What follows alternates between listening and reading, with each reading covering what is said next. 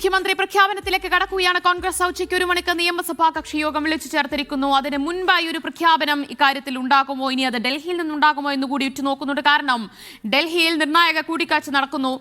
ഈ പ്രഖ്യാപനത്തിന് മുന്നോടിയായി KC വേണുഗോപാലിനെ വിളിപ്പിച്ചിരിക്കുകയാണ്. രാഹുൽ ഗാന്ധി ഇരുവരും തമ്മിലുള്ള കൂടിക്കാഴ്ച നടക്കുകയാണ്. അപ്പോൾ പ്രഖ്യാപനത്തിന് മുന്നോടിയായി നേതാക്കളുമായുള്ള ഒരു ആശയവിനിമയം ഹൈക്കമാൻഡിന്റെ ഭാഗത്തുനിന്നുണ്ടാകുന്നു എന്ന് തന്നെയാണ് വ്യക്തമാകുന്നത്. എന്തായിരിക്കും പ്രഖ്യാപനം എന്നറിയാനുള്ള ആകാംക്ഷയിലാണ് ഘടകകക്ഷികളൊക്കെയുള്ളത്. ഇപ്പോഴും ഒരു സൂചനയും മുസ്ലിം ലീഗിനോ PJ ജോസഫ് ഗ്രൂപ്പിനോ ഒരു സൂചനയും ഇക്കാര്യത്തിൽ ലഭിച്ചിട്ടില്ല എന്ന് തന്നെയാണ് നമുക്ക് വ്യക്തമാകുന്നത്. പാണക്കാട് നിന്ന് ജംഷീർ കൊടിഞ്ഞി വിവരങ്ങൾ നൽകാനായി ചേരുകയാണ്. ജംഷീർ, ഇന്ന് പ്രഖ്യാപനത്തിന് പിന്നാലെയാണ് ലീഗ് നേതൃയോഗം ചേരുന്നത്. അതിനുശേഷമേ നേതാക്കൾ തിരുവനന്തപുരത്തേക്ക് തിരിക്കുകയുള്ളൂ. അതിന് മുൻപായി എന്തെങ്കിലും തരത്തിലുള്ള ആശയവിനിമയം നടക്കുമോ എന്ന് ഉറ്റുനോക്കുന്നുണ്ട്. അപ്പോൾ പ്രഖ്യാപനത്തിന് മുന്നോടിയായി തങ്ങളെ വിളിക്കും, ആശയവിനിമയം ഉണ്ടാകും ഹൈക്കമാൻഡിന്റെ ഭാഗത്തുനിന്ന് എന്ന് തന്നെയാണോ ലീഗ് നേതാക്കൾ പ്രതീക്ഷിക്കുന്നത്? അത് തീർച്ചയായിട്ടും, അതായത് ഇതുവരെ ആരാകും എന്ന് സംബന്ധിച്ച ഒരു വ്യക്തത മുസ്ലിം ലീഗിനെ സംബന്ധിച്ചിടത്തോളം ഇല്ല എന്നുള്ളതാണ് നമുക്ക് മനസ്സിലാക്കാൻ കഴിയുന്നത്. ഘടകകക്ഷികൾക്ക് അത്തരത്തിലൊരു വിവരം ലഭ്യമായിട്ടില്ല എന്നുള്ളതാണ്. അതുകൊണ്ട് തന്നെ നമ്മളൊക്കെ ആകാംക്ഷയോടെ കാത്തിരിക്കുന്നത് പോലെ തന്നെയാണ് മുസ്ലിം ലീഗ് നേതൃത്വവും ഇതാരാകും എന്ന് സംബന്ധിച്ചുള്ള ഒരു പ്രഖ്യാപനം വരാനായി കാത്തിരിക്കുന്നത്. അതുകൊണ്ടാണ് ഈ പ്രഖ്യാപനം വന്നതിന് ശേഷം മുസ്ലിം ലീഗിന്റെ യോഗം, പ്രധാനപ്പെട്ട ഒരു യോഗം ഇന്ന് പാണക്കാട് ചേരുന്നത്. മുസ്ലിം ലീഗിന്റെ ഉന്നത നേതാക്കന്മാർ ഉൾപ്പെടെയുള്ളവർ യോഗം ചേരുന്നത്. അതുകൊണ്ടാണ് ഇന്നിപ്പോൾ UDFന്റെ ഉച്ചയ്ക്ക് നടക്കുന്ന UDFന്റെ യോഗത്തിലേക്ക് മുസ്ലിം ലീഗിന് എത്താൻ കഴിയാതെ പോകുന്നു. കാരണം ഉച്ചയോടുകൂടിയായിരിക്കാം ഈ പ്രഖ്യാപനം വരിക. പ്രഖ്യാപനം വന്നതിന് ശേഷമാണ് പാണക്കാട് പ്രത്യേകമായി യോഗം ചേരുക.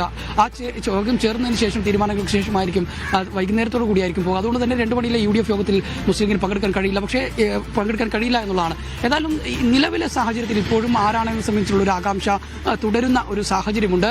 അതുകൊണ്ട് തന്നെയാണ് മുസ്ലിം ലീഗ് പ്രഖ്യാപിക്കട്ടെ എന്ന് കാത്തിരിക്കുന്നത്, ആരാണെന്ന് സംബന്ധിച്ച് പ്രഖ്യാപിക്കട്ടെ എന്ന് കാത്തിരിക്കുന്നത്. ഇന്നലെ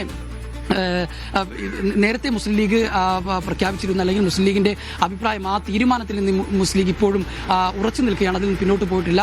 അത് നേരത്തെ തന്നെ പറഞ്ഞ തീരുമാനമാണ്. ആ ഒരു തരത്തിലുള്ള പ്രഖ്യാപനം ഉണ്ടാകുമെന്ന പ്രതീക്ഷ ഇപ്പോഴും മുസ്ലിം ലീഗ് നേതൃത്വം പങ്കുവെക്കുന്നു, അല്ലെങ്കിൽ മുസ്ലിം ലീഗ് നേതൃത്വം ആ പ്രതീക്ഷയിൽ തന്നെയാണ് ഉള്ളത് എന്ന് പറയേണ്ടിയിരിക്കുന്നു. മറിച്ച് സംഭവിക്കുകയാണെങ്കിലാണ് ഇന്നത്തെ യോഗം വളരെ നിർണായകമാവുക എന്നുള്ളതാണ്.